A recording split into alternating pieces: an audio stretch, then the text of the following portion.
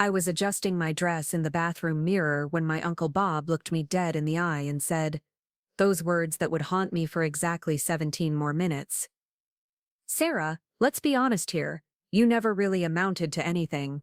Did you? The champagne glass in my hand trembled slightly as the entire retirement party seemed to pause around us, waiting to see how the family disappointment would respond to the man everyone called a business legend. Before we jump back in, tell us where you're tuning from, and if this story touches you, make sure you're subscribed, because tomorrow I've saved something extra special for you. The grand ballroom at the Marriott downtown Denver was decorated with silver and gold streamers, the kind of celebration reserved for someone the company actually valued. Robert Mitchell, my father's older brother, was finally retiring after 32 years at Harrison Industries, and judging by the turnout, half of Denver's business community had shown up to kiss his ring one last time. I stood near the dessert table in my navy blue dress, the one I'd bought specifically because it looked professional without trying too hard, watching my uncle hold court like the corporate king he'd always believed himself to be. At 34, I'd grown accustomed to being the odd one out at family gatherings,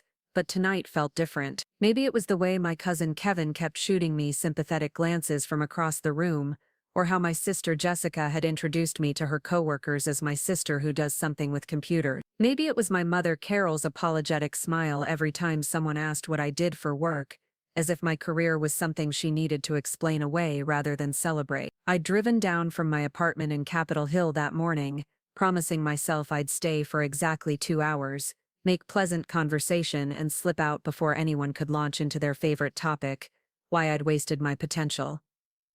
The Mitchell family had always been about traditional success. My father Tom worked in insurance, solid and dependable. My sister Jessica was a marketing manager at a mid-sized firm, the kind of job that made sense at dinner party. Kevin had followed his father into Harrison Industries, and was now a regional manager climbing the corporate ladder one sensible step at a time. And then there was me, Sarah Mitchell, the one who'd graduated with a computer science degree and immediately disappointed everyone by starting what they called one of those tech things, instead of getting a real job with benefits and a clear hierarchy. For 12 years I'd listened to subtle digs about my unconventional career path, family dinners where Uncle Bob would pontificate about business fundamentals while glancing at me with barely concealed pity.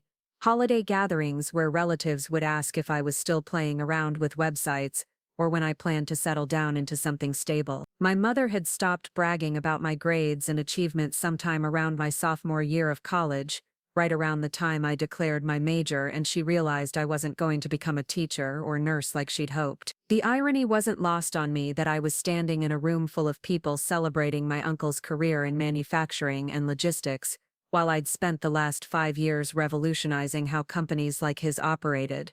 But that wasn't a conversation anyone in my family seemed interested in having. To them, I was still the dreamy kid who'd rather code than network, who chose innovation over security, who'd never quite learned how to play the game the way successful people were supposed to. Uncle Bob had been holding his bourbon and regaling a small crowd with stories about the good old days when he noticed me standing alone. In his expensive suit and gold watch, he looked every inch the executive who'd earned his corner office through decades of playing corporate politics. His gray hair was perfectly styled, his smile practiced and confident, and when he excused himself from his admirers to walk over to me, I could see the calculation in his eyes. This wasn't going to be a friendly family chat. "Sarah, honey," he'd said, his voice carrying that patronizing tone he'd perfected over the years. "I'm so glad you could make it tonight. I wasn't sure you'd want to come to something so corporate." The emphasis on the last word was slight but unmistakable, as if he was gently reminding me that I didn't really belong in his world of quarterly reports and board meetings. I'd smiled politely and congratulated him on his retirement, mentioning how impressive his tenure at Harrison Industries had been. That's when his expression shifted, becoming more serious, more direct. He glanced around the room as if to make sure we had some privacy, then stepped closer. "You know, Sarah, I've been thinking about you lately, about your generation and how different things are now. When I was your age, I already had a clear path forward, real responsibilities, people counting on me." The conversation felt like it was heading somewhere uncomfortable, but I couldn't have predicted where. Uncle Bob continued, his voice taking on what I recognized as his mentoring tone, the one he probably used with junior executives who needed guidance. I look at you and I see potential that was never quite realized. You're smart, don't get me wrong, but smart isn't everything. In business you need vision, leadership, the ability to build something that lasts. I could feel my cheeks getting warm, that familiar sensation that always came when someone in my family decided to offer unsolicited career advice. Around us the party continued, laughter and conversation creating a backdrop for what was becoming an increasingly personal critique. My mother was across the room chatting with Linda, Uncle Bob's wife, probably discussing grandchildren and vacation plans. My father was deep in conversation with some of Bob's colleagues, no doubt absorbing wisdom about success and responsibility. The thing is, Uncle Bob continued, seemingly unaware of how his words were landing, at some point, you have to ask yourself what you've actually accomplished. I mean really accomplished. Not just keeping busy or making a little money here and there, but building something meaningful, something that matters. He paused to take a sip of his bourbon, and I realized, this wasn't just casual conversation. This was a speech he'd been preparing, possibly for years. I've been watching you drift from project to project, never really committing to anything substantial, and I get it. The tech world is exciting, lots of possibility, but where's the foundation? Where's the long-term think? His eyes swept the room, taking in the celebration of his own career, the testament to his decades of building something real and lasting. When I retire, I leave behind a legacy, teams I've built, processes I've improved, revenue I've generated. What are you going to leave behind? The question hung in the air between us, and I realized that everyone at this party probably saw me the same way my uncle did. The family member who'd never quite figured it out, who was still searching for her place in the adult world while her peers advanced in their sensible career. To them I was a cautionary tale about what happened when you chose passion over pragmatism, creativity over convention. That's when he delivered the line that would echo in my head for the next several minutes. Sarah, let's be honest here. You never really amounted to anything, did you? His voice wasn't cruel, exactly, but it carried the weight of finality, as if he was simply stating an obvious truth that everyone had been too polite to mention. I mean, at your age, most successful people have something to show for their efforts. A title, a team, a track record. What do you have? The champagne glass in my hand suddenly felt impossibly heavy, and I was acutely aware of every sound in the room. The clink of glasses, the burst of laughter from a nearby conversation, the soft jazz playing from speakers I couldn't locate. My uncle was looking at me with what might have been sympathy, as if he was genuinely sorry that life hadn't worked out better for me. Behind him, I could see my cousin Kevin chatting with colleagues, my sister Jessica networking with practiced ease, everyone else moving through this professional social gathering with the confidence that came from knowing exactly where they fit. I opened my mouth to respond, though I wasn't sure what I was going to say. Part of me wanted to defend myself, to explain that success looked different in different industries, that innovation and entrepreneurship couldn't always be measured by traditional metrics. Another part of me wondered if he was right, if I'd been telling myself stories about my career while everyone else could see the truth I'd been avoiding. Maybe I was the family disappointment,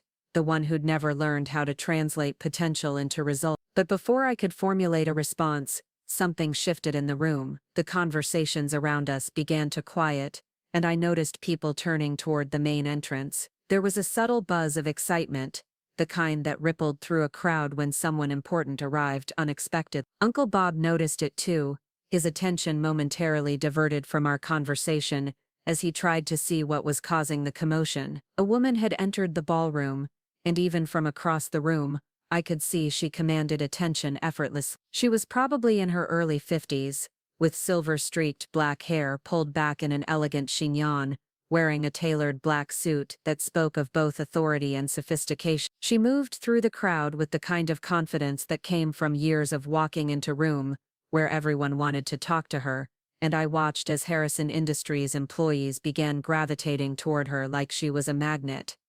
Uncle Bob's expression changed completely. The patronizing smile he'd been wearing during our conversation vanished, replaced by something that looked almost like anxiety. "Oh," he said quietly, and I could hear the shift in his voice, the way it became more formal, more careful. "I didn't expect Maria Santos to come tonight." The name meant nothing to me, but clearly it meant everything to everyone else in the room.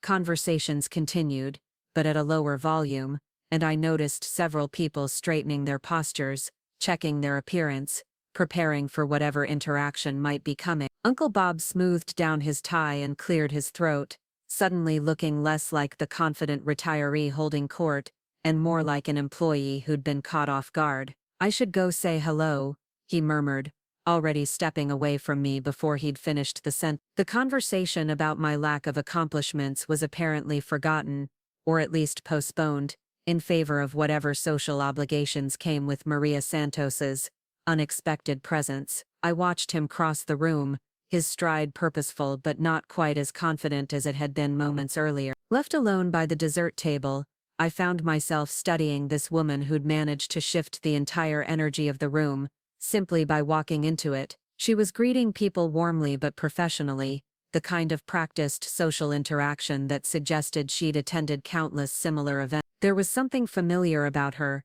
though I couldn't place where I might have seen her before. She had the bearing of someone accustomed to being the most important person in any room, but she wore it gracefully, without the aggressive dominance that some executives project. I was so focused on trying to figure out why she looked familiar, that I almost missed the moment when her eyes found mine across the room. For just a second, our gazes met, and I saw something that looked like recognition. Not the polite acknowledgement you might give a stranger at a party, but actual recognition, as if she knew exactly who I was. Then she smiled, a warm, genuine expression that was completely different from the professional pleasantries she'd been offering to other guests. My heart started beating faster, though I couldn't have explained why. There was something about that smile, about the way she was now moving in my direction with clear purpose, that made me feel like the evening was about to take a turn I hadn't anticipated. Around the room I could see people watching her progress, including my Uncle Bob, who was following a few steps behind with an expression I'd never seen on his face before. It wasn't quite fear, but it definitely wasn't the comfortable authority he usually projected. As Maria Santos approached, I realized that whatever happened next was going to change everything about this retirement party, and possibly everything about my relationship with my family. The woman who could shift a room's... Preparing and narrating this story took us a lot of time, so if you are enjoying it, subscribe to our channel. It means a lot to us. Now back to the story. Energy just by entering it, was walking directly toward me, the family disappointment who'd never amounted to anything, and she was smiling like she'd been looking forward to this moment all evening. Maria Santos moved through the crowd with the fluid grace of someone who'd spent decades commanding boardrooms and closing deals worth millions. As she approached, I found myself unconsciously straightening my posture, smoothing down my dress, doing all the little things people do when they suddenly realize they're about to meet someone important. But there was something in her expression that suggested this wasn't going to be a typical networking encounter at a corporate retirement party. "Sarah Mitchell," she said when she reached me, extending her hand with a warm smile that reached her eye. Her voice carried a slight accent that I couldn't quite place, and her handshake was firm without being aggressive. "I've been hoping to meet you for quite some time." The words hit me like a gentle shock.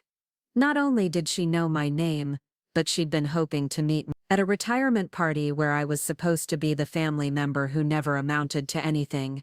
A woman who clearly held significant influence was treating me like someone worth seeking out. I glanced over her shoulder and caught sight of my Uncle Bob hovering nearby, his face a mask of confusion and what might have been concern. "I'm sorry," I managed, finding my voice despite the surreal nature of the moment. "I'm afraid I don't think we've been introduced." "You're Maria Santos, right? My uncle mentioned your name." I gestured vaguely in Bob's direction, though my eyes remained fixed on this woman who somehow knew me when I was certain we'd never met. Maria's smile widened and she glanced briefly toward my uncle before returning her attention to me. "We haven't been formally introduced."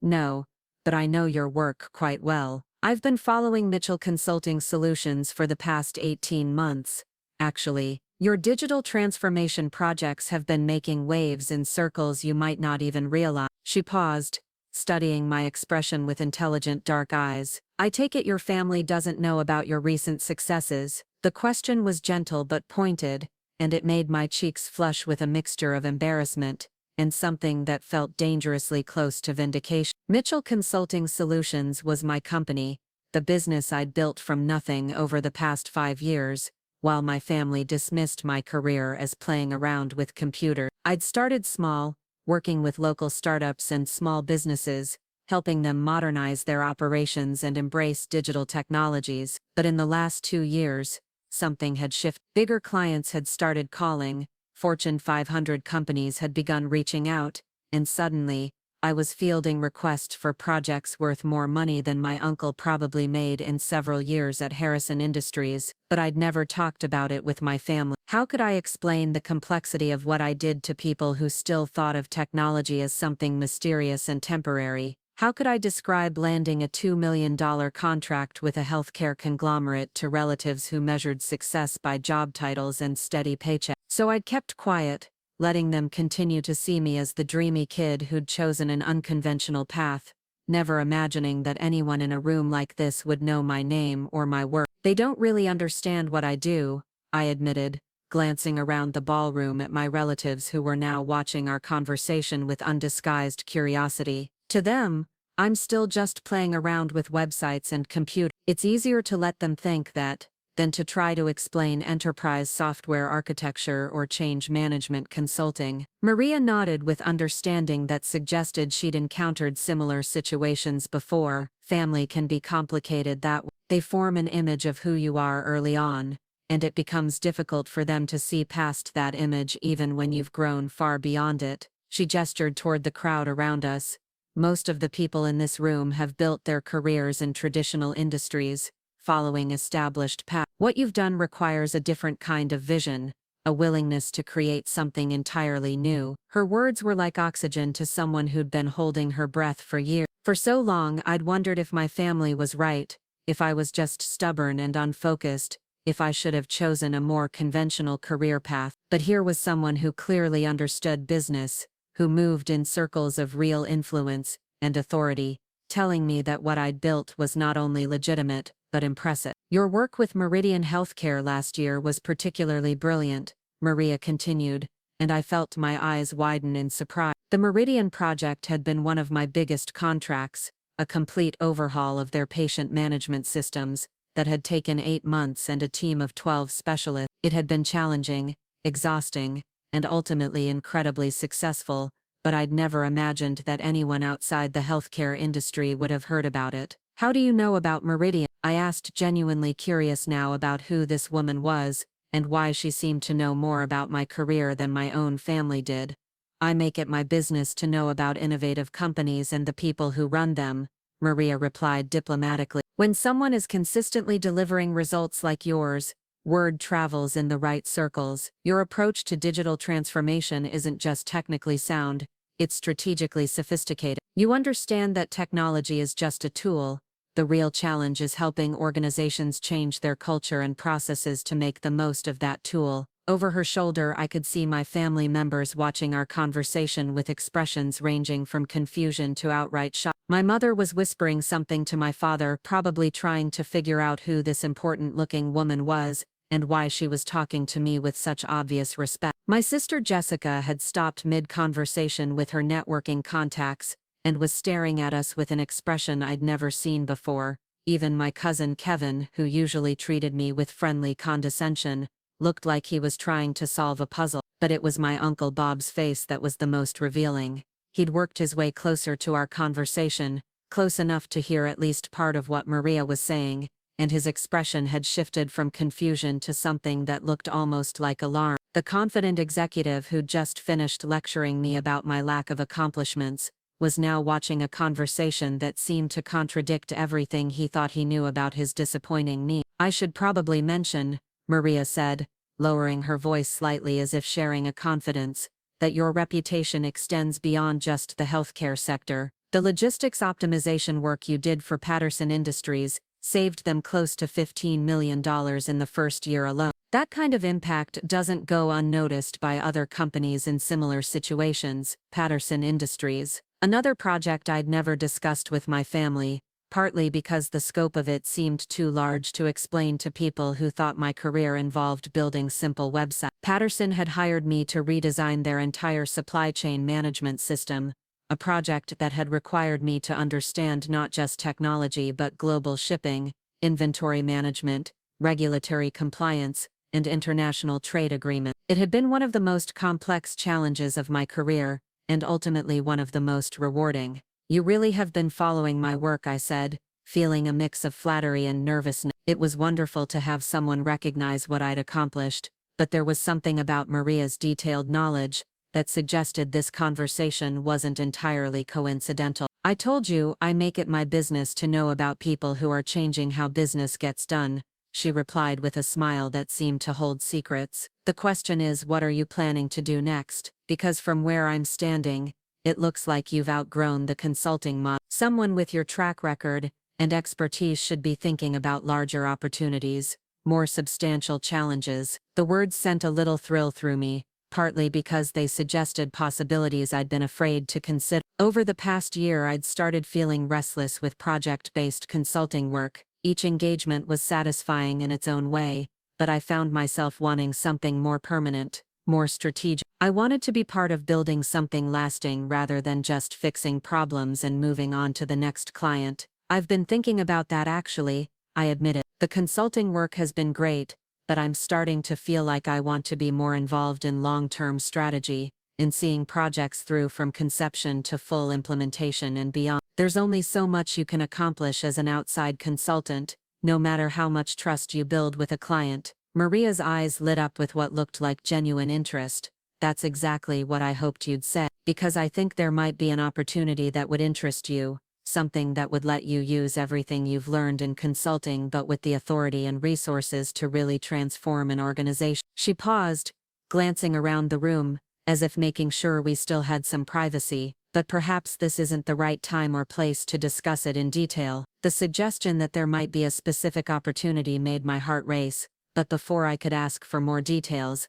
I noticed that the conversation around us had begun to quiet. People were turning toward the front of the room where a small stage had been set up for the evening's presentations. My Uncle Bob was moving in our direction, his expression carefully neutral, but his body language suggesting he was operating under some kind of stress I'd never seen before. "Sarah," he said when he reached us, his voice carrying a forced cheerfulness that didn't match his eyes, "I see you've met Maria. I hope she's not boring you with too much business talk on what's supposed to be a social evening." He extended his hand toward Maria with a smile that looked more like a grimace. "Maria, thank you so much for coming tonight. I know how busy you must be with the transition and everything." Maria shook his hand politely, but I noticed she didn't seem particularly warm toward my uncle. "Robert, congratulations on your retirement. 32 years is an impressive tenure." Her tone was professional but distant, the kind of courtesy you might extend to someone you were required to acknowledge but didn't particularly like. "Yes,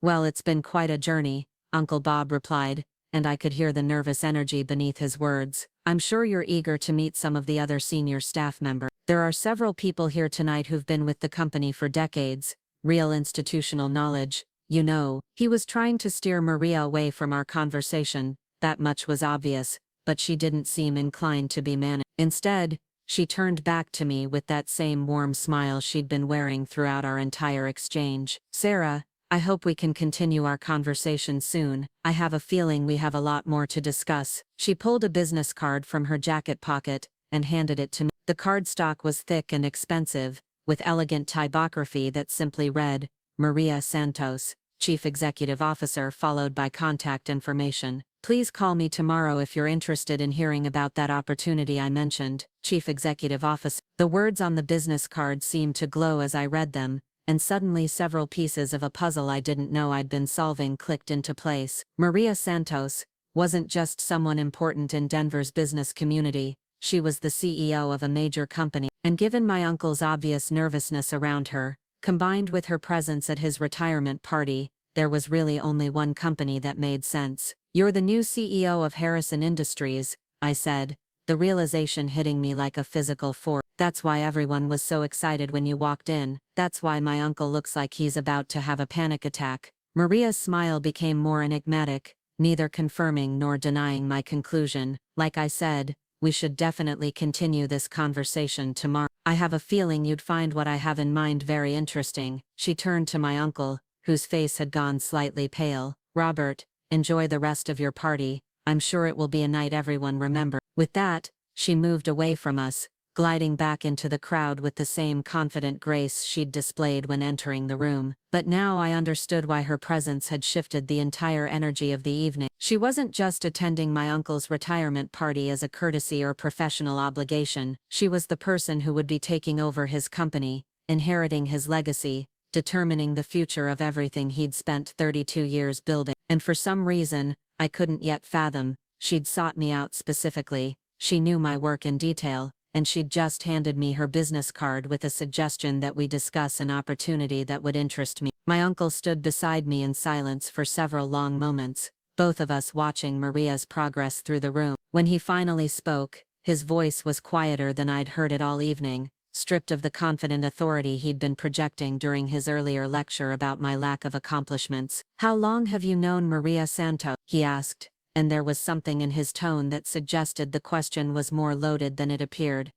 "I didn't know her at all until about 10 minutes ago," I replied honestly, "but apparently she's been following my work for the past year and a half. She knew details about projects I've never discussed with anyone in the family." I looked at him directly, noting how uncomfortable he appeared. "She seems to think I've been quite successful actually." She called my work innovative and strategically sophisticated. Uncle Bob's jaw tightened, and for a moment, I saw something flicker across his face that might have been regret or possibly fear. "Sarah, I should probably mention that there are some things about the transition at Harrison Industries that are complicated. Maria Santos has some very different ideas about how the company should be run going forward. She's been making a lot of changes, bringing in outside people, questioning decisions that have worked for decades." The implication was clear. My uncle was nervous about his legacy, about how the new CEO might evaluate his contributions to the company, and somehow, my conversation with Maria had intensified those concerns. "What kind of changes?" I asked,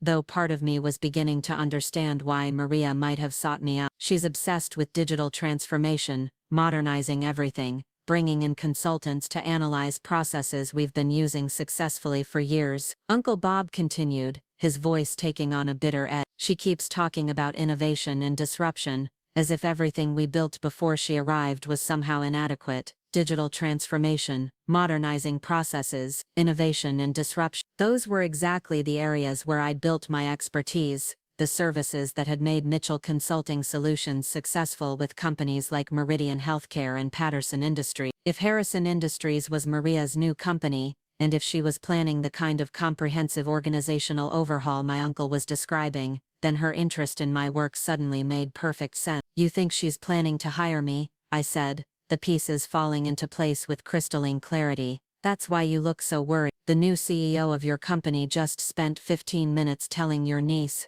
how impressive her work is, and you're realizing that everything you said to me earlier tonight might have been a mistake." Uncle Bob didn't deny it, which was answer enough. Instead, he stared across the room at Maria, who was now engaged in animated conversation with several other Harrison Industries executives. "I just think you should be careful, Sarah. Corporate consulting can be a cutthroat business. And sometimes companies bring in outside people to justify decisions they've already made. You wouldn't want to get involved in something that could damage your reputation." His words were meant to sound protective, but they felt desperate instead. This was the same man who just finished telling me I'd never amounted to anything. And now he was trying to discourage me from pursuing what might be the biggest opportunity of my career. The irony would have been funny if it hadn't been so painful. "My reputation," I repeated slowly, "the reputation you just finished telling me didn't exist because I'd never really accomplished anything worth noting." Uncle Bob had the grace to look embarrassed, though whether it was because of his earlier comments or because of how dramatically the evening had shifted, I couldn't tell. I may have been hasty in my assessment. Sometimes family dynamics can cloud our judgment about professional matters. It was the closest thing to an apology I was likely to get. But it felt hollow after years of subtle dismissal and outright condescension. More importantly, it was clear that his sudden change of heart had nothing to do with recognizing my actual accomplishments, and everything to do with protecting his own interests. Around us, the retirement party continued, but I felt disconnected from it now, as if I was watching the evening unfold from a great distance. My family members were still networking and socializing, still celebrating my uncle's career and making small talk about safe, conventional topics. But Maria Santos's business card was burning a hole in my pocket, and her words about larger opportunities and more substantial challenges were echoing in my mind. For 34 years, I'd been the Mitchell family disappointment, the one who'd chosen an unconventional path and never quite lived up to their expectations. Tonight, in the span of a single conversation, that narrative had been turned completely upside down. Not only had I amounted to something, but I'd apparently amounted to enough that the CEO of a major company had been tracking my work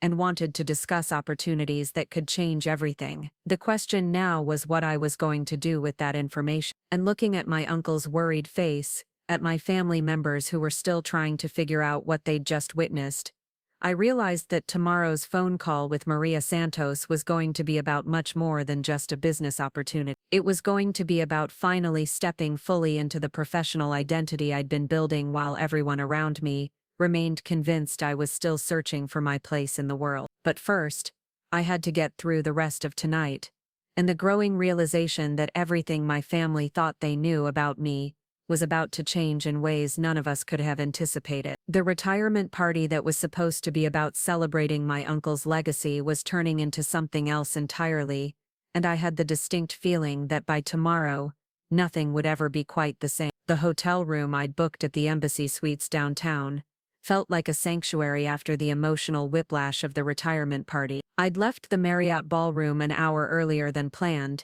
making polite excuses about an early morning meeting while my family continued celebrating Uncle Bob's career with increasingly forced enthusiasm. The business card Maria Santos had given me sat on the nightstand beside my bed, its elegant typography seeming to mock everything I thought I understood about my place in the world. I kicked off my heels and sat on the edge of the bed, still wearing the navy dress I'd chosen so carefully that morning. The woman in the hotel mirror looked the same as she had 12 hours earlier, but everything else had shifted so fundamentally that I felt like I was inhabiting someone else's life. For years, I'd accepted my family's narrative about my career, even when it hurt, even when it made me question my own judgment. It had been easier to let them see me as the unfocused dreamer than to constantly defend choices they couldn't understand. But Maria Santos had shattered that comfortable fiction with a few well-placed observations about my work. She'd known details about projects I'd completed, understood the complexity of what I'd built, recognized the strategic value of innovations my own family dismissed as playing with computers. The cognitive dissonance was staggering. How could I have been so successful professionally while feeling like such a failure personally? How had I managed to build something impressive enough to catch the attention of a Fortune 500 CEO, while simultaneously convincing myself that maybe my uncle was right about my lack of accomplishments? The worst part was realizing how thoroughly I'd internalized their doubt. Every family gathering where someone asked when I was going to get a real job, every holiday dinner where my career was glossed over in favor of discussing Jessica's latest promotion or Kevin's advancement at Harrison Industries, every subtle suggestion that I was wasting my potential had accumulated like sediment in my mind. I'd started measuring my own success against their narrow definitions, started questioning whether innovation and entrepreneurship counted if they didn't come with traditional markers of achievement like corner offices and corporate hierarchy. My phone buzzed with a text from my mother. "Honey, who was that woman you were talking to? She seemed very interested in whatever you do for work. Dad and I were wondering if you might finally be ready to consider something more stable. We could ask Bob to put in a good word for you at Harrison Industries before he officially retires." I stared at the message for a long moment, feeling a mix of frustration and something that might have been pity. Even after witnessing a conversation where a CEO had treated me like a respected professional, my parents still saw me as someone who needed their help finding real employment. They'd completely missed the significance of what they'd observed, filtered it through their existing assumptions about my career, and concluded that maybe this was my chance to finally join the conventional workforce. The irony was breathtaking. If Maria Santos was planning what I suspected she was planning, Harrison Industries might soon be courting me for exactly the kind of expertise Uncle Bob had spent decades dismissing. The family company that had always been held up as the gold standard of professional success might be about to validate everything I'd built while everyone was convinced I was still searching for my path. I set the phone aside without responding and opened my laptop on the hotel desk. For the first time in years, I wanted to look at my own accomplishments through fresh eyes, to see what Maria Santos might have seen when she'd been following my work. The Mitchell Consulting Solutions website loaded, displaying a portfolio that suddenly looked more impressive than I'd allowed myself to acknowledge. The Meridian Healthcare project alone had been extraordinary. When they'd first contacted me, their patient management system was a patchwork of outdated software and manual processes that was costing them millions in inefficiencies and creating genuine risks to patient care. Over 8 months, my team had designed and implemented a comprehensive digital infrastructure that integrated everything from appointment scheduling to treatment tracking to billing management. The system we'd built had reduced patient wait times by 30%, eliminated medication errors by nearly 60%, and saved the organization close to $20 million in the first year alone. Patterson Industries had been even more complex. Their global supply chain was managed through a combination of spreadsheets, email chains, and legacy software that had been cobbled together over decades of organic growth. When supply chain disruptions hit during the pandemic, they'd lost millions because they couldn't quickly identify alternative suppliers or reroute shipments around bottlenecks. The solution my team developed hadn't just modernized their technology, it had fundamentally changed how they thought about logistics and risk management. Project after project, the pattern was clear. Companies came to Mitchell Consulting Solutions when they needed more than just new software or updated processes. They came when they needed someone who could understand both the technical possibilities and the human challenges of organizational change. They came when they needed transformation, not just automation. But as I reviewed my portfolio, I also began to understand why my family had never grasped what I did. The work was complex, multifaceted, and didn't fit neatly into traditional job categories. When relatives asked what I did for a living, how could I explain that I spent my days redesigning how major organizations operated? How could I describe the satisfaction of solving problems that required expertise in technology, psychology, business strategy, and change management? It was easier for everyone if I just said I worked with computers and let them fill in their own assumptions. The hotel room felt increasingly claustrophobic as I continued scrolling through my professional history. I'd built something significant, something that had earned recognition from people who understood innovation and transformation, but I'd hidden it from the people who mattered most to me personally, let them continue seeing me as the family member who'd never quite figured it out. The compartmentalization had been so complete that I'd almost started believing their version of my story myself. My phone buzzed again, this time with a message from Jessica. "Mom told me about your conversation with that executive tonight. Maybe you could finally use your computer skills in a real business environment. I know someone in HR at my company if you want me to put in a word." The condescension was breathtaking, though I knew Jessica meant well. She genuinely believed she was offering to help her struggling sister find legitimate employment, completely unaware that the computer skills she was patronizing had already generated more revenue than she'd probably see in her entire career. The gap between perception and reality had become so wide that bridging it felt impossible. I closed the laptop and walked to the window, looking out at downtown Denver's skyline. The city lights stretched toward the mountains, a reminder that there was a whole world beyond family dynamics and professional expectations. Somewhere out there, Maria Santos was probably reviewing whatever files she had on Mitchell Consulting Solutions, preparing for tomorrow's conversation about opportunities that could change everything. The thought was both thrilling and terrifying. For so long I'd built my career in relative isolation, working with clients who appreciated my expertise without needing to understand my personal context. The success had been deeply satisfying,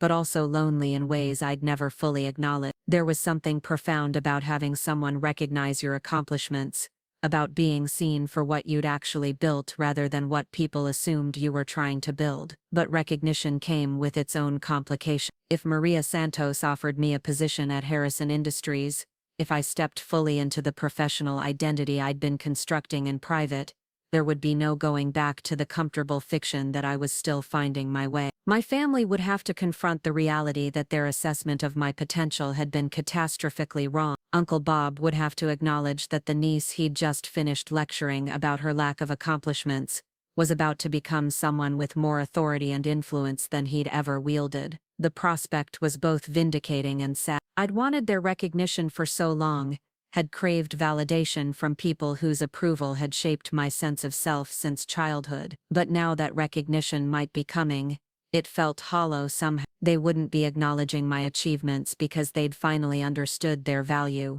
but because an outside authority had forced them to reconsider their assumptions. The appreciation would be conditional, reactive, based on external validation rather than genuine understanding. I thought about the moment earlier in the evening when Uncle Bob had looked me in the eye and declared that I'd never really amounted to anything. The words had stung not just because they were cruel but because part of me had wondered if they might be true. Despite all my professional success, despite building a business that attracted Fortune 500 clients and generated substantial revenue, I'd internalized enough doubt that his assessment had felt like a possibility worth considering. That realization was perhaps the most disturbing part of the entire evening. How had I allowed other people's limitations to become my own? How had I given so much weight to opinions from people who didn't understand my industry, my challenges, or my accomplishments? The consulting work had required me to be confident and decisive with clients, to trust my expertise and advocate for solutions that sometimes challenged conventional thinking. But with my family, I'd become someone smaller, more apologetic, more willing to accept diminished expectations. The duality was exhausting. I'd been living two completely different versions of myself: the competent professional who commanded respect from CEOs and executives, and the disappointing family member who couldn't quite get her act together. The gap between those identities had been sustainable as long as they remained separate, but tonight had forced them into collision with results that left me questioning everything I thought I knew about my place in the world. My phone buzzed with another message, this time from Kevin. "Sarah, I don't know what you said to that Santos woman, but Uncle Bob has been pacing around the party looking like someone stole his car. Did you know she was going to be here tonight? Because the timing feels pretty suspicious." The accusation implicit in his message was clear. Kevin suspected I'd somehow orchestrated the evening's events, that my conversation with Maria Santos had been planned rather than the genuine surprise it had been. The idea that I might have been operating at a level of professional sophistication that could warrant a CEO's attention was apparently so foreign to his understanding of me that conspiracy seemed more plausible than competent. I set the phone aside again, feeling a familiar wave of frustration mixed with something newer and more unsettling. For the first time, I was beginning to see my family's limitations, not as reflections of my own inadequacy, but as boundaries on their ability to understand innovation and entrepreneurship. They measured success through traditional metrics, because those were the only metrics they understood. They dismissed my career because it didn't fit categories they recognized, not because it lacked value or significance. The realization was liberating and isolating in equal measure.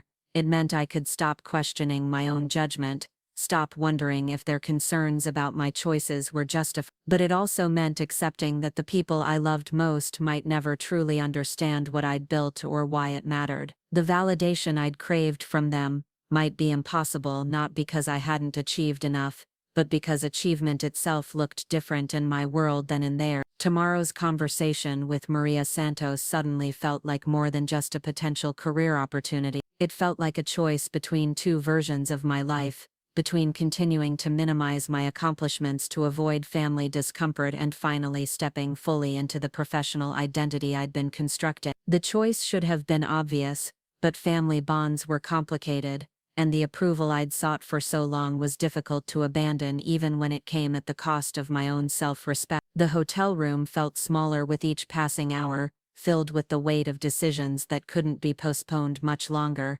Outside, Denver continued its nightly rhythm of traffic and commerce, a city full of people pursuing their own versions of success and meaning. Tomorrow I would call Maria Santos and learn what kind of opportunity she had in mind. Tomorrow I would decide whether to continue hiding my professional accomplishments from people who'd never learned to recognize them, or finally allow them to see who I'd become while they weren't paying attention. But tonight I sat in a hotel room 20 minutes from the house where I'd grown up, feeling more alone than I'd felt in years, finally understanding that the isolation wasn't about geography or career choices. It was about the growing distance between who I'd become and who my family needed me to be for their own comfort. The retirement party had been meant to celebrate Uncle Bob's legacy, but it had ended up revealing the fundamental incompatibility between the life I'd built and the expectations I'd been carrying since childhood. The business card on the nightstand caught the light from the desk lamp, Maria Santos's elegant typography, a reminder that somewhere in the professional world,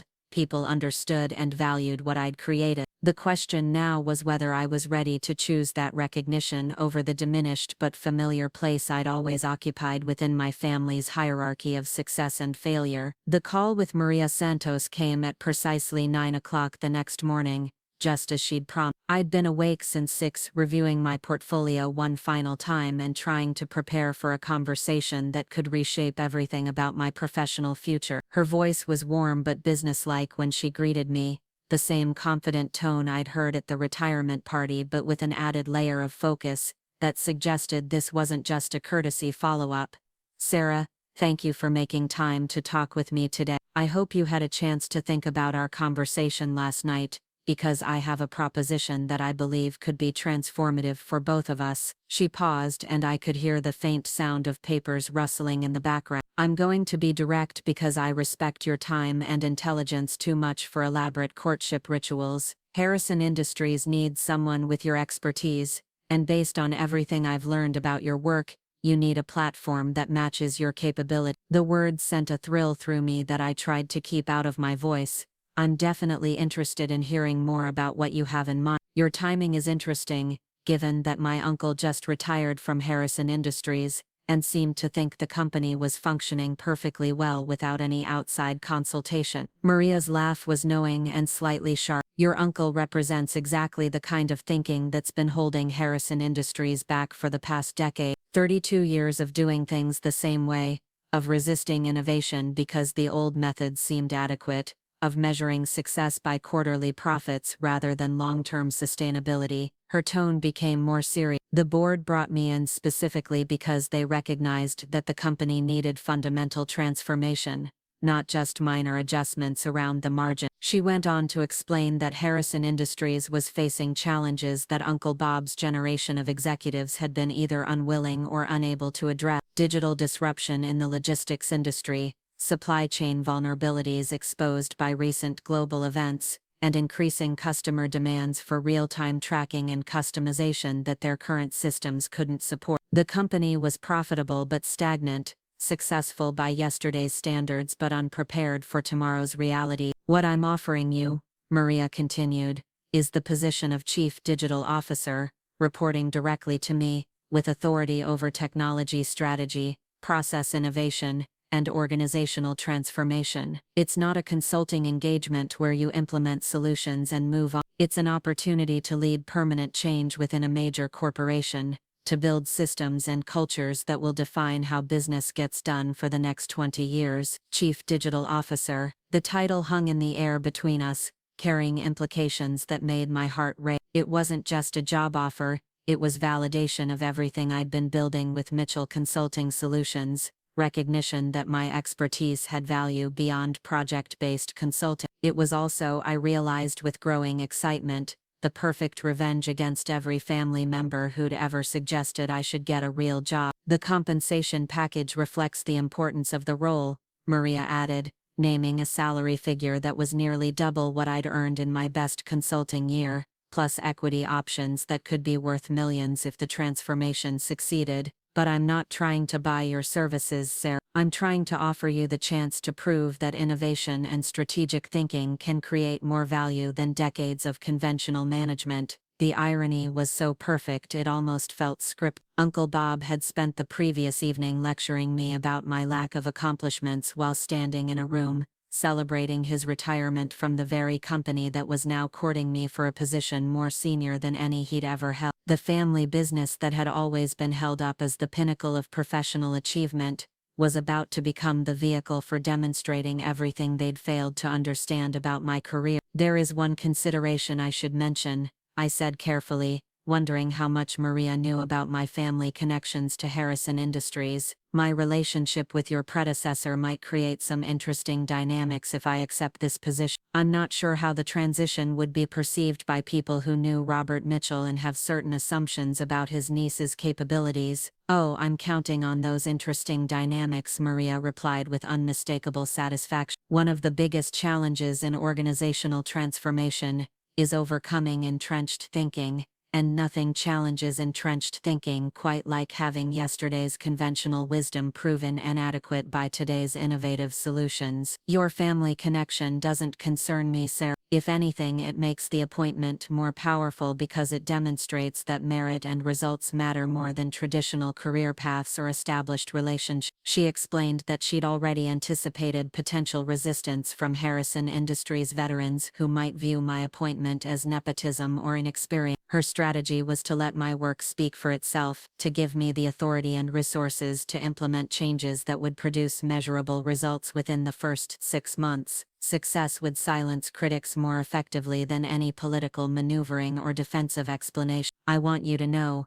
Maria added, "that I've done extensive due diligence on your consulting work. I've spoken with executives at Meridian Healthcare, Patterson Industries, and 3 other companies where you've led digital transformation projects. The feedback has been universally positive, but more importantly, the results have been consistently impressive. You don't just implement technology solutions, you change how organizations think about efficiency, innovation, and customer service." The validation was intoxicating, but it also raised questions about timing and motivation that I felt compelled to address. "Can I ask why you're offering me this position now? I assume you've been planning Harrison Industries transformation since you became CEO, but my conversation with you last night felt almost coincidental. Were you already considering me for this role before we met at the retirement party?" Maria's silence stretched long enough that I wondered if I'd overstepped somehow, but when she spoke again, her voice carried a note of amusement. "The honest answer is that your uncle's retirement party provided the perfect opportunity to observe you in a family context and confirm some assumptions I'd been making about your character and judgment. I'd been researching you professionally for months, but I needed to see how you handled personal relationships and professional skepticism before making an offer this significant." The revelation that my family's retirement party had essentially been a final interview was both flattering and slightly unsettling. It meant Maria had been evaluating not just my technical expertise but my emotional intelligence, my grace under pressure, my ability to maintain professionalism in challenging social situations. It also meant she'd witnessed Uncle Bob's dismissive comments about my career and chosen to offer me a senior leadership position anyway. "Your response to your uncle's assessment of your accomplishments told me everything I needed to know about your resilience and self-awareness," Maria continued. "Someone with less confidence might have become defensive or tried to justify their choices. Someone with less wisdom might have dismissed his concerns entirely. You did neither. You listened, you processed, and you maintained your dignity while clearly recognizing that his perspective was limited rather than definitive." The conversation continued for another 20 minutes, covering logistics, timeline, and expectations that made the opportunity feel increasingly real and increasingly right. Maria wanted me to start within 2 weeks, allowing time to transition my current consulting clients to other firms or temporary pause points. She wanted my first 90 days focused on comprehensive assessment and strategic planning, followed by implementation phases that would demonstrate quick wins while building toward longer-term transformation goals. "One final consideration," she said as our conversation began to wind down. "This position will require you to interact regularly with Harrison Industries employees who worked under your uncle's leadership for decades. Some of them may have preconceived notions about your qualifications based on family relationships or their understanding of your background. How comfortable are you with potentially challenging those assumptions through your performance rather than your explanations?" The question made me smile for the first time since answering the phone. "Maria, I've been challenging assumptions about my capabilities my entire career. The difference is that this time, I'll have the authority and resources to prove my point definitively, rather than hoping people notice my results from the sidelines." "That's exactly what I hoped you'd say," she replied with obvious satisfaction. I'll have my assistant send over the formal offer documents this afternoon. Take whatever time you need to review them, but I'm hoping we can announce your appointment by the end of the week. The sooner we can begin transformation efforts, the sooner we can start proving that innovation creates more value than tradition. After ending the call, I sat in my hotel room for several minutes, trying to process the magnitude of what had just happened. Chief Digital Officer of Harrison Industries, the title carried weight that extended far beyond salary and stock option. It represented validation of every choice I'd made, every risk I'd taken, every moment when I'd chosen innovation over convention despite family pressure to pursue more traditional paths. But more than professional vindication, the opportunity represented a chance to demonstrate something important about merit versus connections, about results versus relationships, about the value of thinking differently rather than thinking safely. Uncle Bob had built his career within established systems, following proven formulas, advancing through incremental improvements to existing processes. I would be building something entirely new, creating value through transformation rather than optimization, proving that sometimes the most radical approach was also the most practical. The irony wasn't lost on me that I'd spent years avoiding family gatherings, where my career choices were questioned, only to accept a position that would make those conversations impossible to avoid. As Chief Digital Officer of Harrison Industries, I'd be leading the company Uncle Bob had just retired from, implementing changes he'd probably resist, validating approaches he'd dismissed as impractical or unnecessary. Every family dinner would become an opportunity to discuss my work in terms that couldn't be minimized or misunderstood. I called my assistant and asked her to begin reaching out to current clients about transition timeline. Mitchell Consulting Solutions had been built to be flexible and responsive, characteristics that would serve me well in making this career shift without abandoning professional obligation. Most of my ongoing projects could be completed within the next 2 weeks, and the few longer-term engagements could be transitioned to carefully selected partners who shared my approach to organizational change. The logistics felt manageable, but the emotional implications were more complex. Accepting Maria's offer meant stepping fully into the professional identity I'd been building while my family remained convinced I was still searching for my direction. It meant choosing external validation over internal peace, proving my worth to people who'd never learned to recognize it rather than simply accepting their limitations and moving forward independently. But it also meant using my expertise to create something lasting and significant, building systems and cultures that would outlive quarterly results and annual reviews. The position offered scope and authority that consulting engagements couldn't match, the chance to see innovations through from conception to full implementation and beyond. It was everything I'd hoped for professionally, delivered at exactly the moment when I'd begun to question whether such opportunities existed. My phone buzzed with a text from my mother. "Honey, your father and I were talking about last night, and we think you should seriously consider reaching out to that executive woman. Maybe she could help you find something stable in the corporate world. It's time to think about your future seriously." The timing was so perfect I almost laughed out loud. My parents were encouraging me to pursue exactly the opportunity I'd just accepted, completely unaware that their suggestion was arriving several hours after the decision had been made. They still saw me as someone who needed their guidance to find legitimate employment, someone whose career required parental intervention to reach its potential. Within hours, that perception would be shattered permanently. The daughter they worried about would become the chief digital officer of a major corporation. The family member whose future they questioned would be leading organizational transformation at the company they'd always held up as the gold standard of professional achievement. The reversal would be so complete, so dramatic, that they'd be forced to confront every assumption they'd made about my capabilities and choices. But vindication, I was beginning to realize, wasn't the same as satisfaction. Proving my worth to people who'd never learned to recognize it felt hollow compared to using my expertise to solve meaningful problems and create lasting value. The position Maria had offered represented both personal validation and professional opportunity, but its real appeal lay in the chance to build something significant rather than simply demonstrating that my family's assessment had been wrong. 2 hours later, I called Maria back and formally accepted her offer.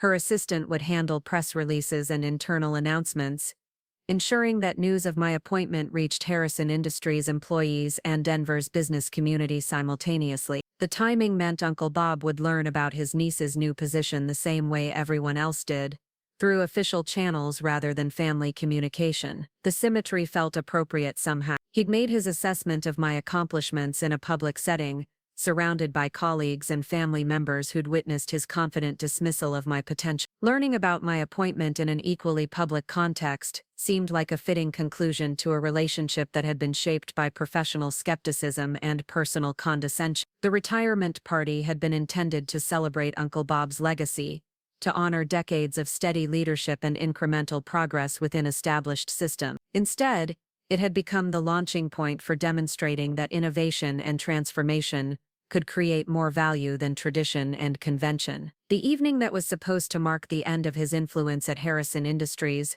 had become the beginning of mine. By the time I checked out of the hotel and drove back to my apartment in Capitol Hill, news of my appointment was already beginning to circulate through Denver's business network. Maria had moved quickly to announce the hire, understanding that momentum was crucial in organizational transformation efforts. The press release described me as a digital transformation expert, with a proven track record of helping major corporations modernize their operations and improve their competitive positioning. No mention was made of family connections or retirement party conversations, just professional qualifications and strategic expertise. The appointment would be evaluated based on results rather than relationships, on performance rather than politics. It was exactly how I'd always wanted my career to be measured, finally happening at a scale that would make the measurement impossible to ignore or dismiss. The first family phone call came within 3 hours. Jessica, her voice tight with shock and something that might have been resentment.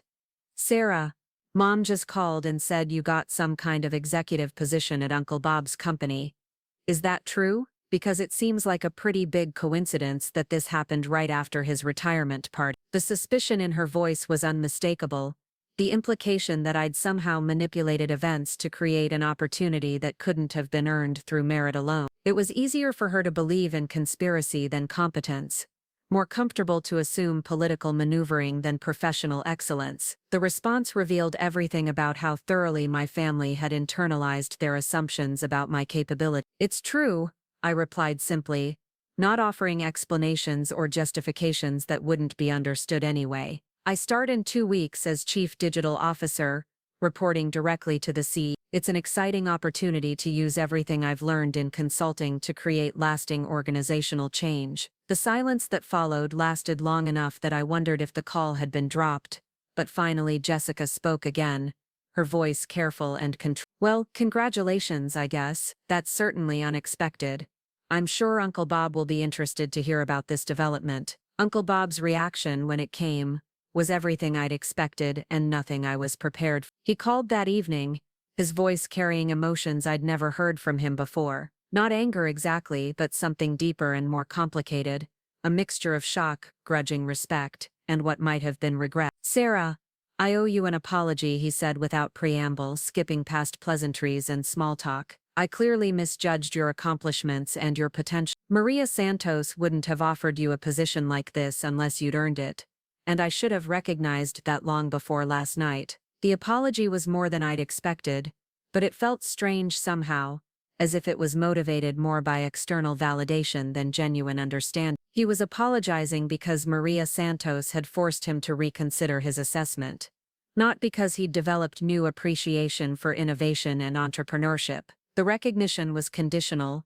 reactive, based on authority he respected, rather than evidence he'd finally learned to interpret. "I appreciate that," I replied carefully, "but I think the real issue was never about my accomplishments. It was about different definitions of success, different approaches to building value, different comfort levels with risk and innovation. We were measuring achievement using completely different metrics." Uncle Bob was quiet for a moment, and when he spoke again, his voice carried a note of something that might have been sadness. "You're probably right about that. I spent 32 years learning to succeed within established systems, and I never developed much appreciation for people who chose to create their own systems instead." The conversation continued for another few minutes, but it felt like we were speaking different languages despite using the same word. He was trying to process the reality that his disappointing niece had become someone with more authority and influence than he'd ever wielded, while I was trying to understand why external validation felt less satisfying than I'd always imagined it would. The following Monday morning,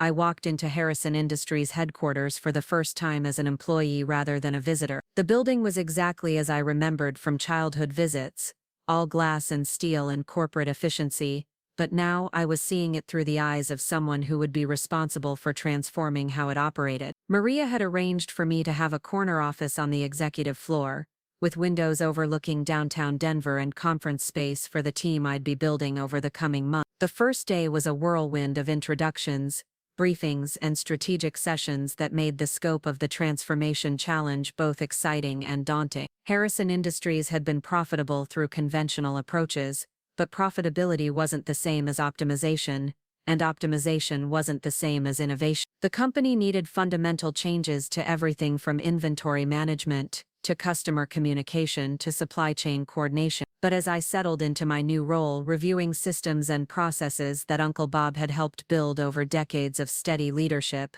I found myself thinking less about vindication and more about contribution. The position offered something I'd never had in consulting: the authority and resources to see innovations through from conception to full implementation, to build systems that would create value for years rather than solving immediate problems and moving on to the next client. 3 months later, when the first quarterly results showed measurable improvements in efficiency and customer satisfaction, Uncle Bob sent me a brief email. "Sarah, I saw the numbers from your first quarter. Impressive work. I'm beginning to understand what I was missing about innovation and transformation.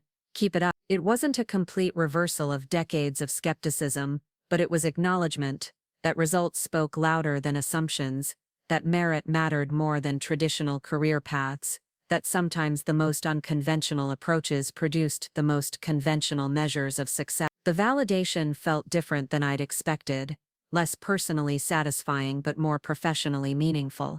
The retirement party had been intended to celebrate Uncle Bob's legacy, but it had ended up launching something entirely different: a demonstration that innovation and expertise could create more value than experience and tradition, that thinking differently was often more valuable than thinking safely, that the family disappointment could become the catalyst for proving that success looked different in different generations. 6 months into my tenure as Chief Digital Officer, Harrison Industries had improved its operational efficiency by 23%, reduced customer service response times by 40%, and increased client satisfaction ratings to the highest levels in company history. The transformation wasn't complete, but the direction was clear, and the results were undeniable. The family dinners were different now, conversations about work that couldn't be dismissed or minimized, discussions of innovation and strategy that positioned me as the expert rather than the dreamer. But more importantly, I'd found a platform that matched my capabilities,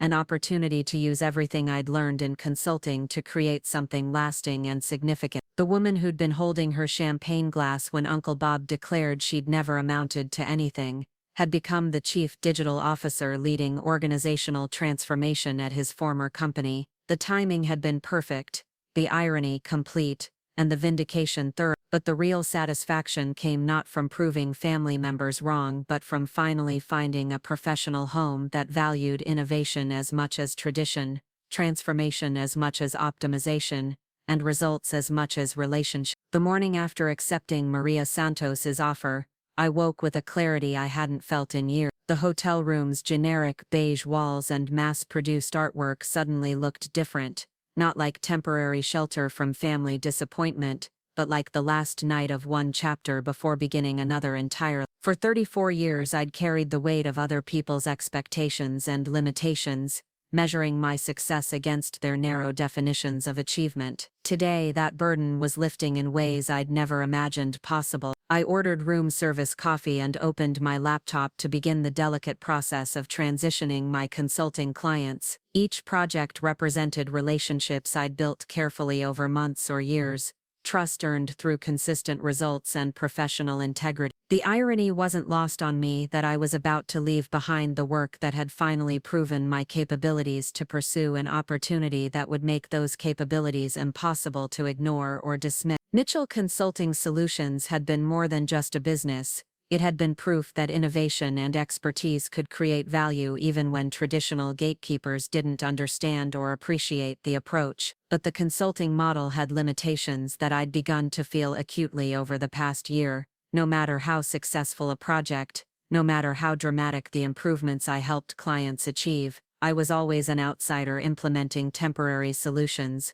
before moving on to the next challenge. The position Maria had offered represented something fundamentally different: the authority to build lasting change rather than quick fixes, the resources to see innovations through from conception to full implementation, the platform to prove that strategic thinking could create more value than conventional management. It was everything I'd been working toward without quite realizing I was working toward it. My first call was to Rebecca Chen, the healthcare executive who'd hired me for the Meridian project. She answered on the second ring, her voice carrying the brisk efficiency I'd learned to appreciate during 8 months of complex negotiations with medical staff, insurance providers, and regulatory agencies. "Sarah, perfect timing. I was just reviewing the quarterly reports on system performance, and the numbers are still exceeding our projections. Patient satisfaction scores hit another record high last month, and we're tracking for $22 million in annual savings. I was hoping we could discuss expanding the project to our satellite facilities." The satisfaction in her voice was gratifying,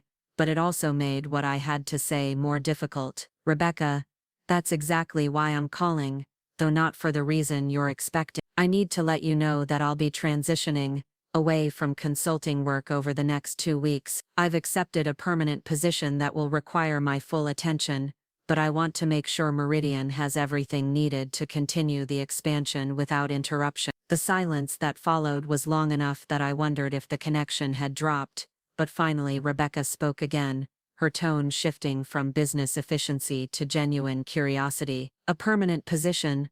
Sarah, you've built something remarkable with your consulting practice. It would have to be an extraordinary opportunity to pull you away from that." "It is extraordinary," I replied, feeling a smile creep into my voice despite the professional nature of the conversation. "I've been offered the position of Chief Digital Officer at Harrison Industries. It's a chance to lead comprehensive organizational transformation at a scale that consulting engagements can't match." "Harrison Industries," Rebecca repeated, and I could hear the recognition in her voice. "That's a major appointment, Sarah. They're not a technology company, which means they're bringing you in specifically for transformation expertise, rather than technical knowledge. That's significant validation of everything you've built with your consulting work." The conversation continued for another 20 minutes, covering transition logistics and contact information for the partners who would handle Meridian's expansion project. But Rebecca's words about validation echoed in my mind long after we'd ended the call. She understood immediately what my family had never grasped: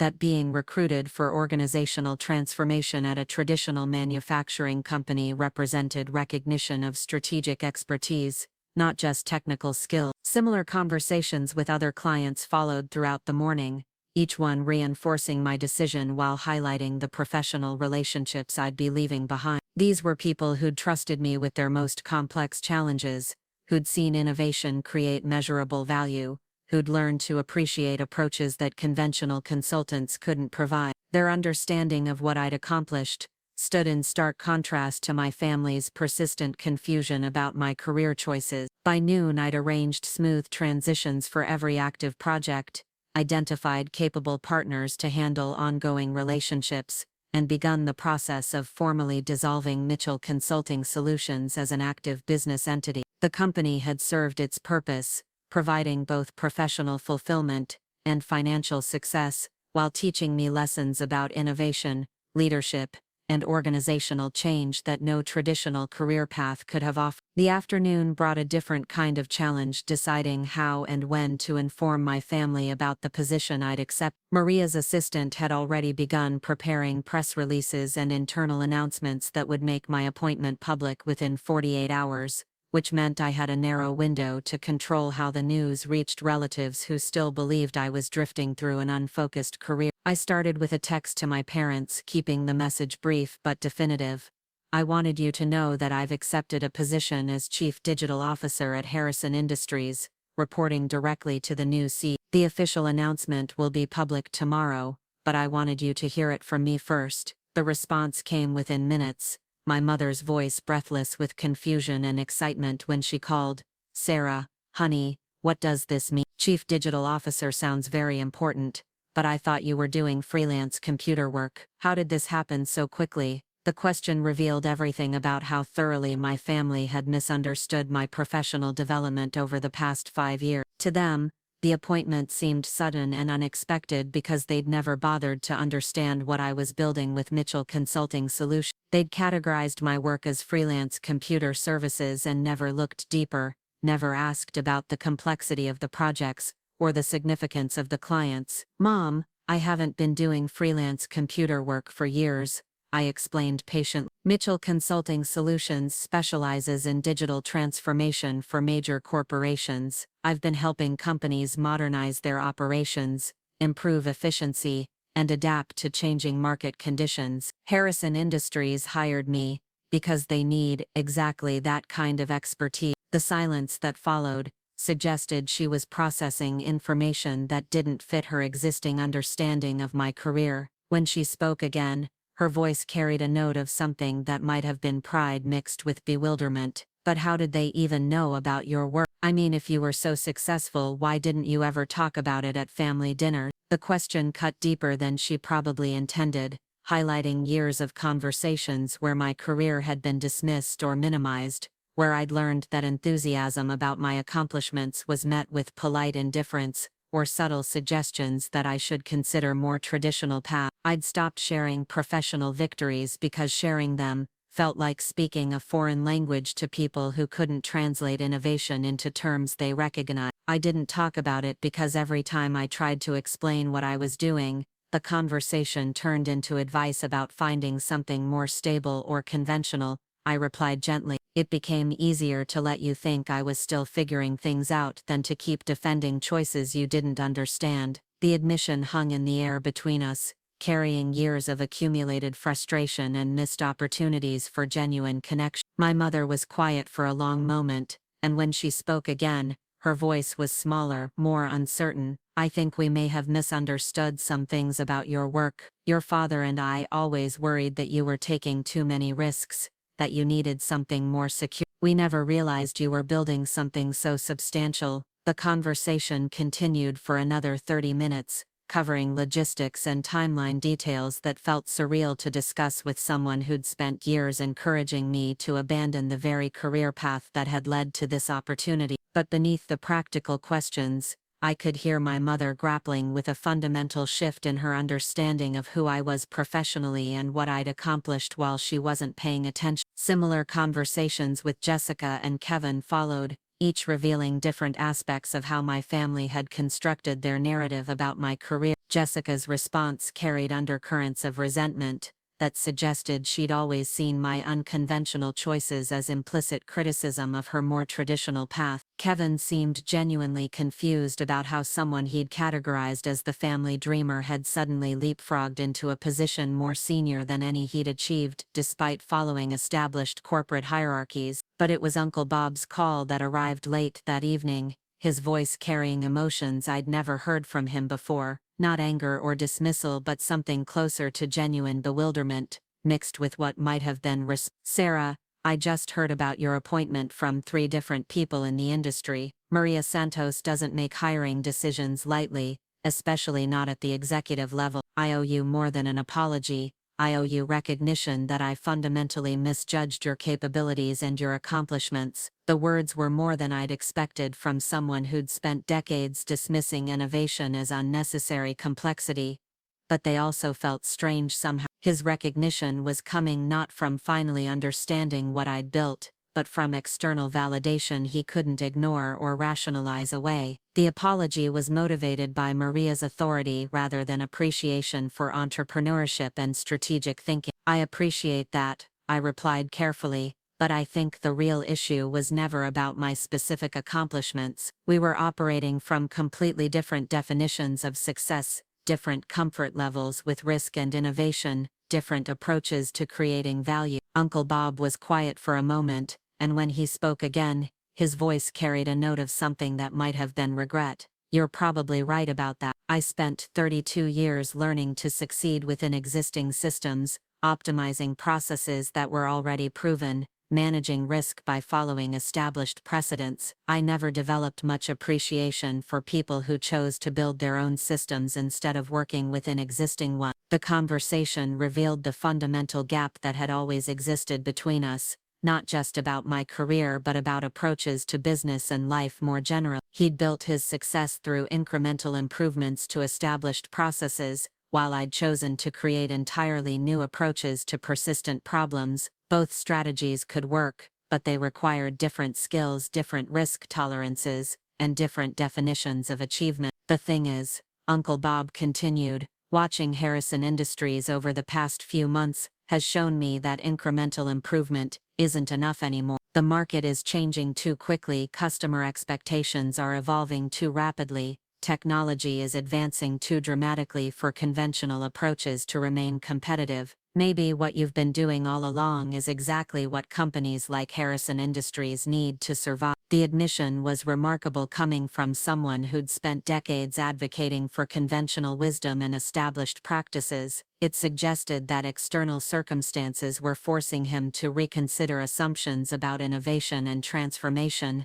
that had shaped his entire career. Our conversation lasted another hour, covering everything from industry trends to family dynamics, to the challenges I'd face in implementing change at a company where many employees had worked under his leadership for years. It was the longest substantive discussion we'd ever had about business strategy and professional development, and it left me with a complex mixture of satisfaction and sadness. Satisfaction because he was finally acknowledging that my choices had been strategic rather than random, that innovation could create value rather than just complicating existing processes. Sadness because the recognition was coming so late, motivated by external pressure rather than genuine understanding, and because years of family gatherings had been shaped by assumptions that were now proving incorrect. The following morning brought Maria's promised press release, announcing my appointment with language that positioned the hire as strategic validation of Harrison Industries' commitment to innovation and transformation. The local business journals picked up the story within hours,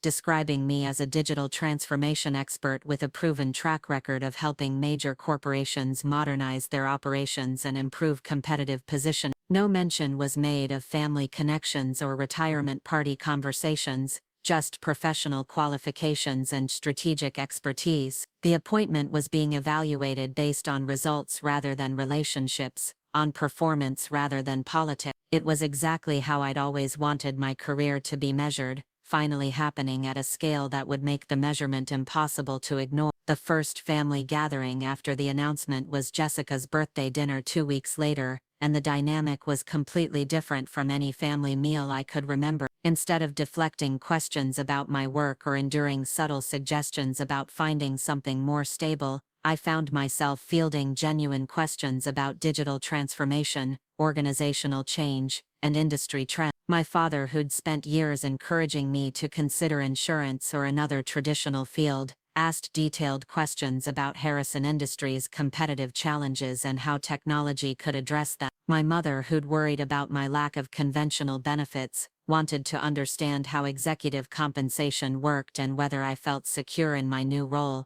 But it was the conversation with Uncle Bob that revealed how dramatically perspectives had shifted. He'd been following Harrison Industries' quarterly reports since my appointment, tracking metrics that showed measurable improvements in efficiency, customer satisfaction, and operational flexibility. "The numbers are impressive, Sarah," he said over dessert, his voice carrying genuine admiration. 23% improvement in operational efficiency, 40% reduction in customer service response times, client satisfaction ratings at record highs. Those aren't just good numbers, they're transformational numbers. The recognition felt different than I'd expected, less personally vindicating but more professionally meaningful. He was acknowledging results rather than potential, proven value rather than theoretical innovation.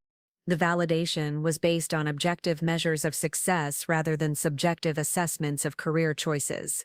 The real test will be sustainability, I replied, falling into the kind of strategic discussion I'd always hoped to have with family members, but never thought possible. Short-term improvements are relatively easy to achieve through process optimization and technology implementation. Long-term transformation requires cultural change, which is much more complex and takes much longer to establish. The conversation continued for another hour, covering everything from change management strategies to competitive positioning, to the challenges of leading innovation within traditional organizational structures. It was the kind of professional discussion I'd had countless times with clients and colleagues, but never with relatives who'd spent years dismissing my expertise as playing with computers. 6 months into my tenure as Chief Digital Officer, the transformation results were undeniable. Harrison Industries had improved every major operational metric while maintaining the cultural stability that Uncle Bob's generation of leadership had built over decades. The success wasn't about replacing traditional approaches with innovative ones, but about integrating the best aspects of both to create something more effective than either could achieve independently. The quarterly board presentation became an opportunity to demonstrate how strategic thinking and systematic implementation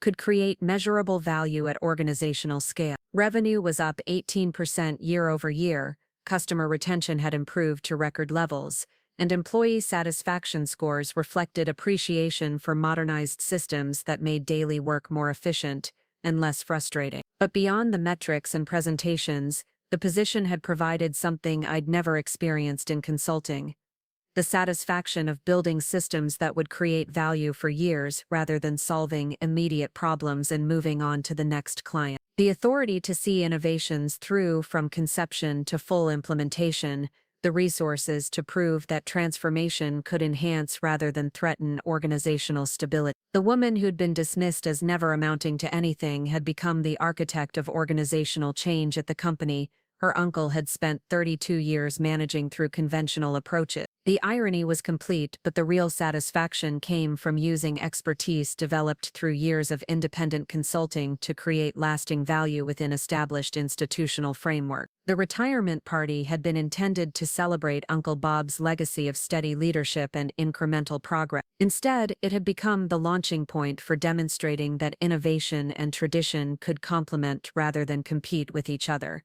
that transformation could honor the past while building toward the future. Family dinners were different now, conversations about work that positioned me as the expert rather than the dreamer, discussions of strategy and leadership that acknowledged my authority rather than questioning my judgment. The recognition had taken longer than I'd hoped, required more external validation than I'd wanted, but it was genuine and based on results that couldn't be dismissed or rationalized away. The appointment at Harrison Industries represented more than professional advancement.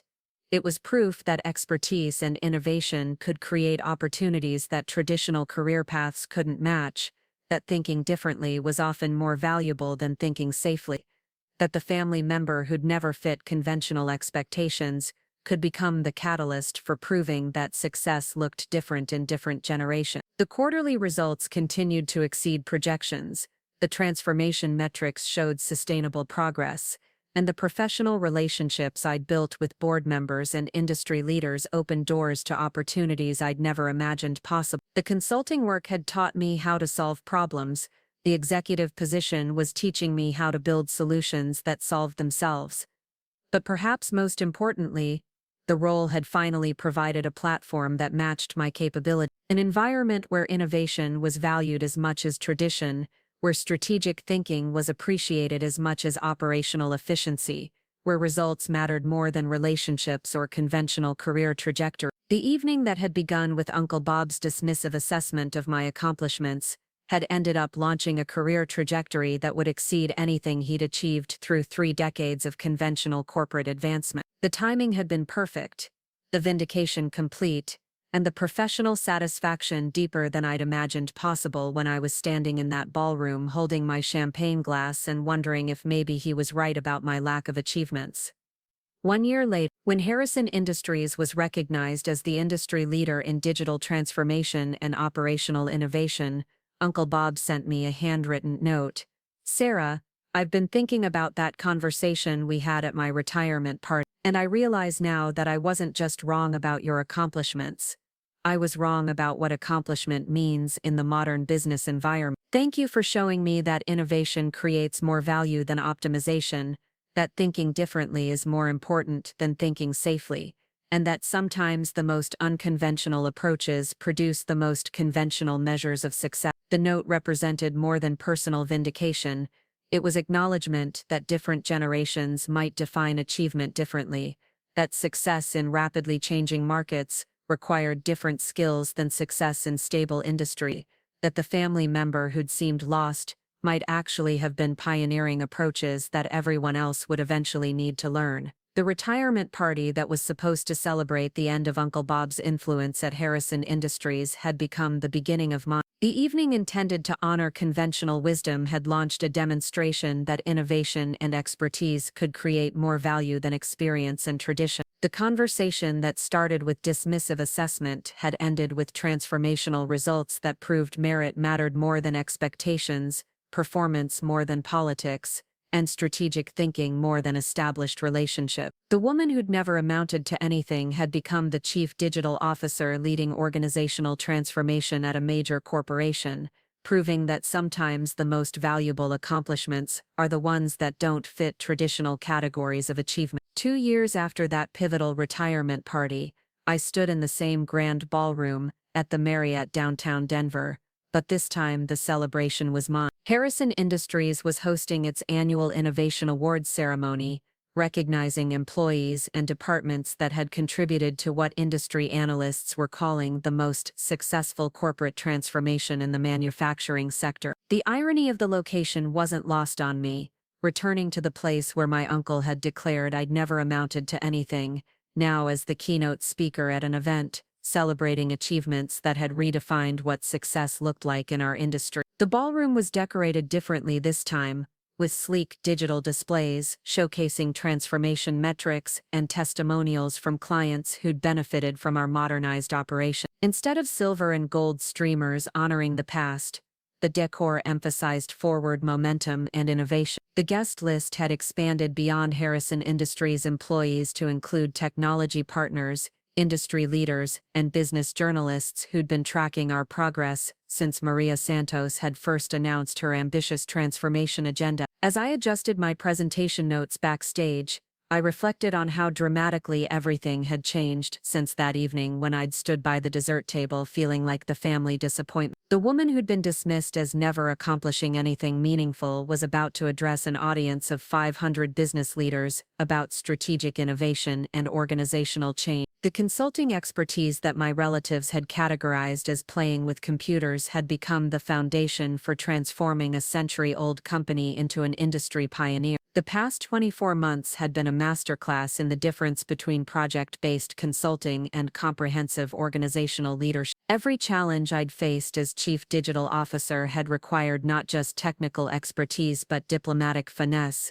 strategic patience, and the ability to build consensus among stakeholders with competing priorities and different comfort levels with change. The role had stretched my capabilities in ways that consulting engagements never could, forcing me to develop skills in areas I'd never needed to master as an external advisor. The most significant challenge had been cultural integration, helping long-term Harrison Industries employees understand that technological advancement didn't threaten their expertise but enhanced it. Many of the people I now led had worked under Uncle Bob's leadership for decades, and they'd initially viewed my appointment with skepticism that ranged from polite doubt to outright resistance. Winning their trust had required demonstrating that innovation could honor institutional knowledge while improving operational effectiveness. The breakthrough had come during the third quarter of my first year, when our new inventory management system prevented a supply chain crisis that would have cost millions in delayed shipments and penalty fees. The same employees who'd questioned whether digital transformation was necessary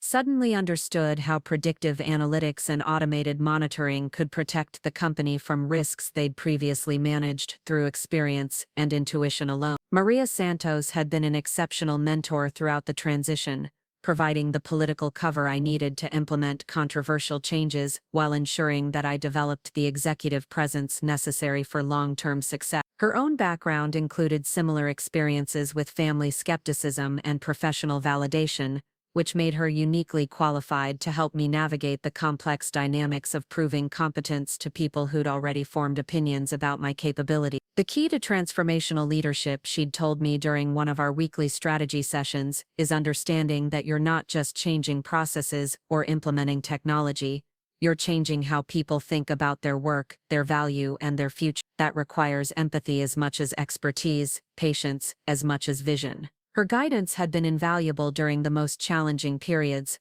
particularly when board members questioned whether transformation initiatives were proceeding quickly enough to justify their investment. The pressure to demonstrate immediate results while building sustainable long-term change had required a delicate balance between ambitious goal setting and realistic timeline management. The results, however, had exceeded even Maria's optimistic projections. Harrison Industries had not only modernized its operations, but had become a case study that other manufacturing companies were studying and attempting to replicate. Our customer retention rates had improved to industry-leading levels.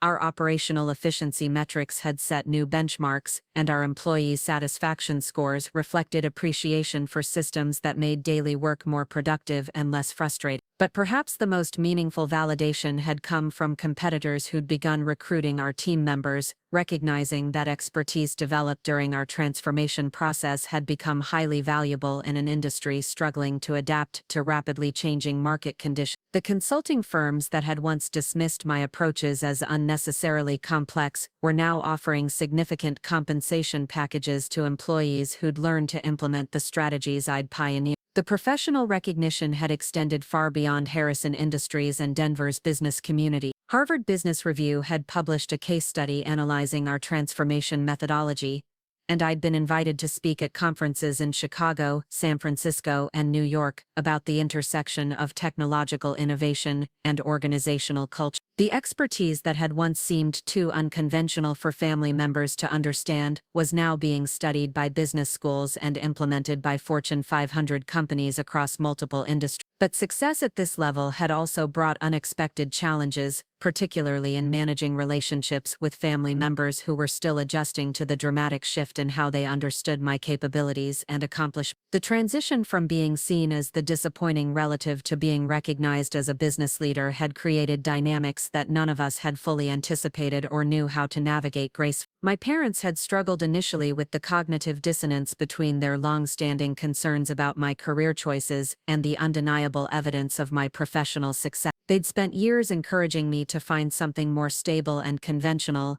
and acknowledging that my unconventional path had led to achievements beyond anything they'd imagined required a fundamental reevaluation of their understanding of risk, innovation, and career development. The adjustment had been particularly difficult for my mother, who genuinely believed that her suggestions about finding more traditional employment were motivated by love and concern for my future security. Accepting that her advice had been based on incomplete understanding rather than protective wisdom had been emotionally challenging for someone who'd always seen herself as a supportive and insightful parent. Jessica's reaction had been more complex, mixing genuine pride in my accomplishments with resentment about the attention and recognition my career was receiving. She'd built her own success through careful adherence to conventional professional development strategies, and my alternative approach had achieved results that made her methodical advancement seem pedestrian by comparison. The dynamic had created tension that we were still learning to manage with patience and mutual respect. Kevin had perhaps adjusted most easily to the new reality, partly because his position within Harrison Industries had actually been enhanced by the transformation initiative. His institutional knowledge and client relationships had become more valuable as we'd modernized systems and processes, and he'd been promoted to a senior management role that leveraged his experience while incorporating innovative approaches I'd introduced. Uncle Bob's evolution had been the most remarkable and the most satisfying to witness. The man who'd spent decades dismissing innovation as unnecessary complexity had become one of my most vocal advocates, frequently referring colleagues and former employees to articles and presentations about our transformation success. His retirement had been enhanced by the knowledge that the company he'd helped build for 32 years was thriving under leadership that honored his contributions while building toward a future he was learning to appreciate. The speaking engagement tonight represented more than professional recognition. It was an opportunity to share lessons learned during 2 years of comprehensive organizational transformation with leaders facing similar challenges in their own industry. The presentation would cover technical strategies and implementation methodologies,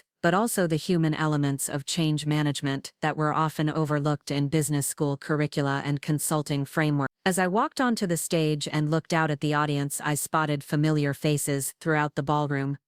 Maria Santos sat at the head table, her expression reflecting pride in what we'd accomplished together and anticipation for what we might achieve in the future. Several Harrison Industries board members were scattered throughout the audience, their presence a testament to the credibility our transformation had earned within the business community. But it was the sight of my family members in the third row that created the most complex emotion. Uncle Bob sat beside my parents, his posture reflecting genuine interest in what I was about to say rather than polite obligation to attend a relative's professional event. Jessica and Kevin flanked them, their expressions suggesting they were still adjusting to seeing me as an authority figure rather than the family member who'd always seemed to be searching for her direction. The presentation itself felt like a culmination of everything I'd learned during 15 years of consulting and 2 years of executive leadership. I discussed the technical aspects of digital transformation, the strategic challenges of organizational change, and the cultural elements that determined whether innovation initiatives succeeded or failed. But underlying every section was a deeper message about the value of thinking differently, taking calculated risks and trusting expertise even when it challenged conventional wisdom. The Q&A session that followed revealed the extent to which our transformation had influenced thinking throughout the manufacturing sector. Business leaders from companies across the region asked detailed questions about implementation timelines, change management strategies, and methods for measuring success in areas that didn't always lend themselves to traditional metrics. One question came from a CEO whose company had attempted similar transformation initiatives without achieving comparable results. What would you say was the most critical factor in Harrison Industries' success? Was it the technology implementations, the process redesigns, or something else entirely? The answer came to me immediately, drawn from 2 years of daily experience with the complexities of leading comprehensive change. The most critical factor was recognizing that transformation isn't about replacing old approaches with new ones, it's about integrating the best aspects of institutional knowledge with innovative solutions to create something more effective than either could achieve independently. The companies that fail at transformation usually fail because they try to choose between experience and innovation instead of combining them strategically. The response generated nods of recognition throughout the audience, suggesting that other leaders had encountered similar challenges in balancing respect for established practices with the need for systematic modernization. It was exactly the kind of insight that could only come from hands-on experience with the daily realities of organizational change, rather than theoretical frameworks or consulting recommendations. After the presentation,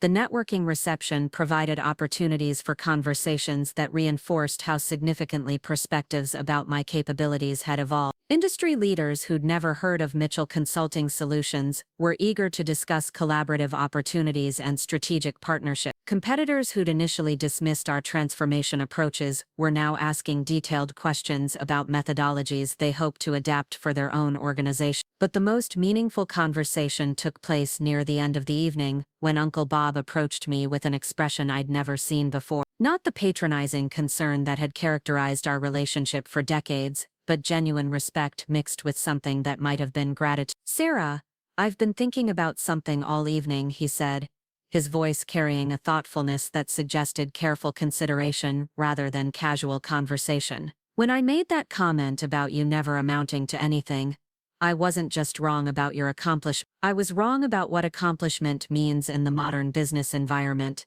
He paused, glancing around the ballroom at the celebration of innovation and transformation that bore little resemblance to the traditional corporate events he'd attended throughout his career. "I spent 32 years measuring success by quarterly profits and incremental improvements, by following established processes and managing predictable risks. I never understood that the biggest opportunities often come from approaches that don't fit conventional categories. The admission represented more than personal vindication.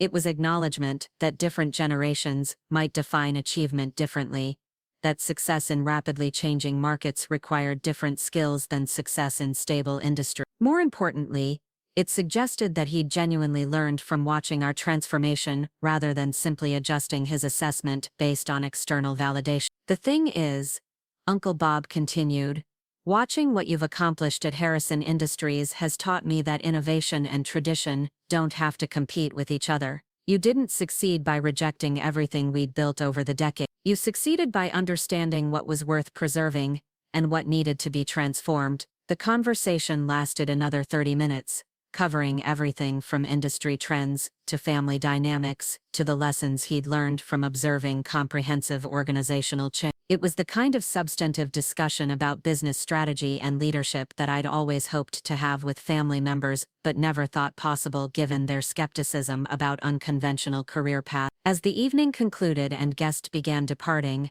I found myself standing in the same spot where Maria Santos had first approached me 2 years earlier. The ballroom was emptying slowly, conversations continuing in small groups throughout the space, but the energy was completely different from that retirement party night. Instead of celebrating the end of someone's career, we'd been celebrating the beginning of new possibilities, the success of thinking differently, the validation of approaches that had once seemed too risky or unconventional to pursue. The drive home took me through downtown Denver streets that looked the same as they had 2 years earlier, but felt completely different from the perspective of someone whose professional identity had been so thoroughly transformed. The woman who'd checked into a hotel room that night wondering if her uncle might be right about her lack of accomplishments, was now returning from an industry event where 500 business leaders had sought her expertise on organizational transformation and strategic innovation. The following morning brought emails from attendees who wanted to explore consulting partnerships, speaking opportunities and collaborative projects that would extend our transformation methodologies to other companies and industries.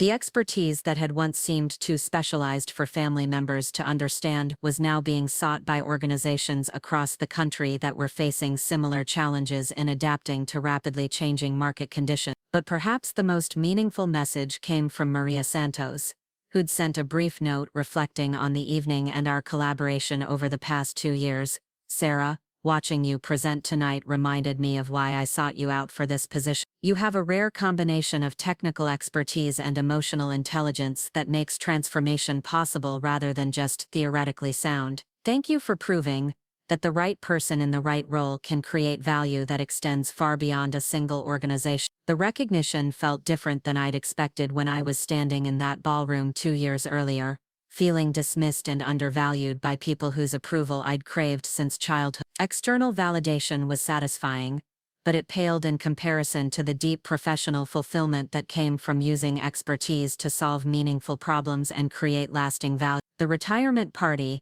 that had begun with Uncle Bob's cruel assessment, had ended up launching a career trajectory that exceeded anything I'd imagined possible during my consulting year. The evening intended to celebrate conventional wisdom had become the catalyst for demonstrating that innovation and strategic thinking could create more value than experience and tradition alone. The woman who'd never amounted to anything had become a recognized leader in organizational transformation, proving that sometimes the most valuable accomplishments are the ones that don't fit traditional categories of achievement. The family member who'd seemed lost had actually been pioneering approaches that everyone else would eventually need to learn. 2 years later, standing in my corner office overlooking downtown Denver, I could see the mountains in the distance and the city lights beginning to twinkle as evening approached. Harrison Industries continued to exceed performance projections. Our transformation methodologies were being studied and replicated across the industry, and my expertise was valued by organizations that understood the strategic importance of innovation and change management. The business card Maria Santos had given me that night was now framed on my office wall, not as a memento of vindication,